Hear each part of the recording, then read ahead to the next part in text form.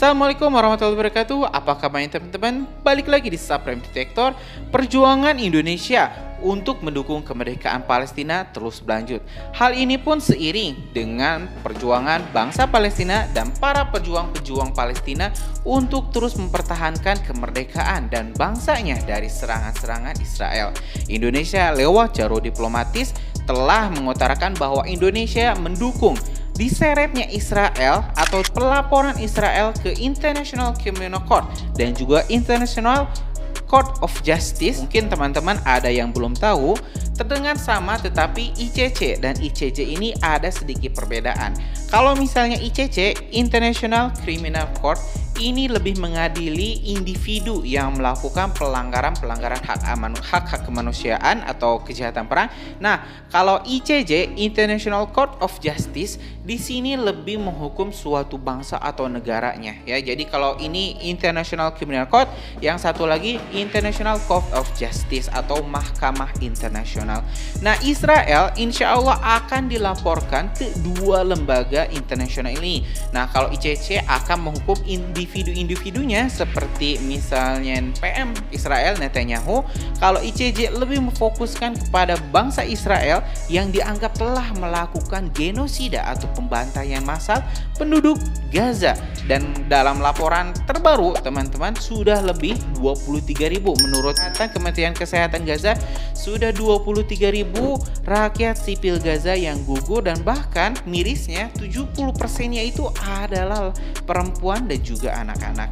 Israel diketahui dilaporkan pertama kali oleh Afrika Selatan oleh Presiden Cyril Ramaphosa, Presiden Afrika Selatan pada 2 pekan yang lalu.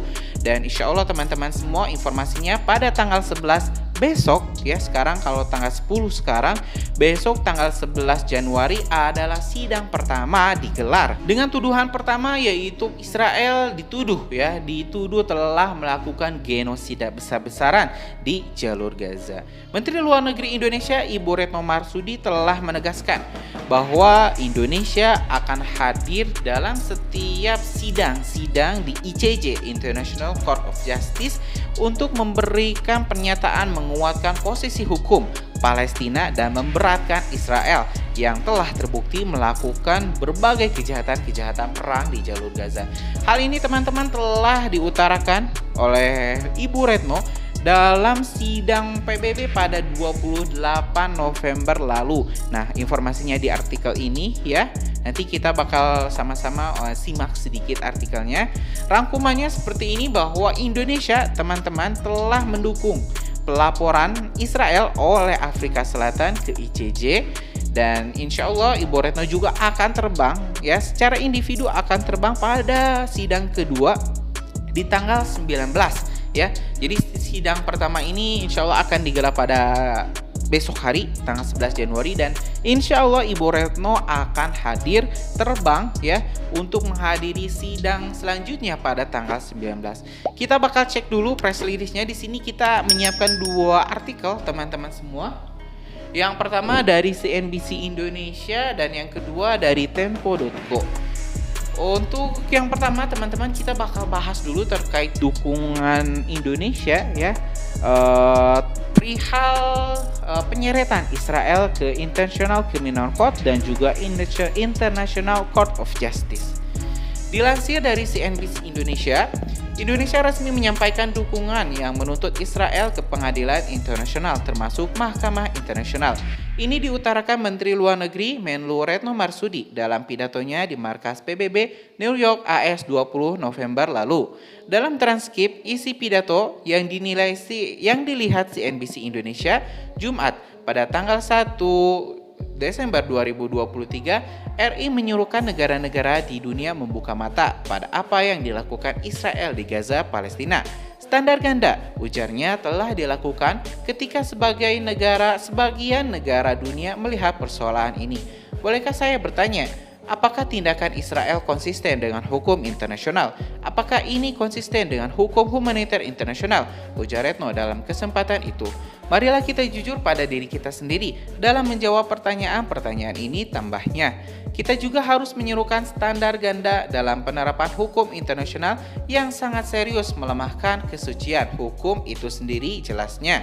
Oleh karena itu, Indonesia mendukung upaya menjamin akuntabilitas Israel di berbagai forum terkait, termasuk Mahkamah Internasional, tambahnya lagi.